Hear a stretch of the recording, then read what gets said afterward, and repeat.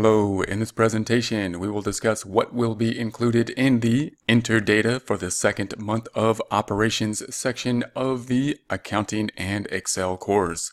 This presentation, or this section, and the prior section will be the longest sections of the course. These two sections covering the entering of the data for an entire month. The prior section focusing in on some of those items that will be used to finance or first start the business.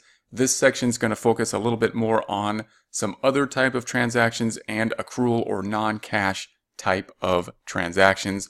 We're going to have a make loan payment, so we'll go over an amortization schedule and some of the components and complexities to making payments related to a loan. We're going to cover the short-term investments. We're going to receive inventory with a bill. We're going to have sales receipts that we will record and the related deposits for them. We're then going to have the advance payment from customers. So we're going to get a deposit from the customer in advance of doing the work, in advance in this case of delivering the guitar. See how to record that in our problem.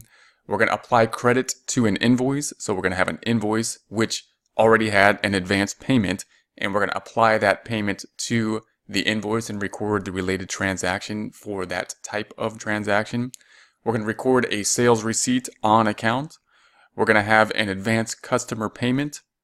We're going to record bills, track, and pay. We're going to record the bills that we're going to track and then pay those bills.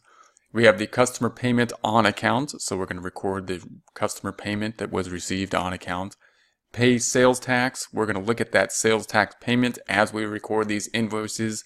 We will have sales tax that we will be collecting and need to record the payment for the sales tax. We will also have to record the payment for the payroll tax. We've been collecting payroll taxes for the first month of operations, and we will have to be paying the payroll taxes as well. So we'll go through that transaction. We're going to enter bills and pay bills, the typical bills at the end of the month. So we're going to enter those and pay those bills. We're going to have service items and inventory. We're going to purchase equipment with debt. We purchased equipment last time with cash. We're going to record the transaction of us, in essence, taking out a loan to purchase the equipment this time. Then we'll have the normal payroll process for the second month of operations. We'll also record some rental income, some different type of income, a service type of income.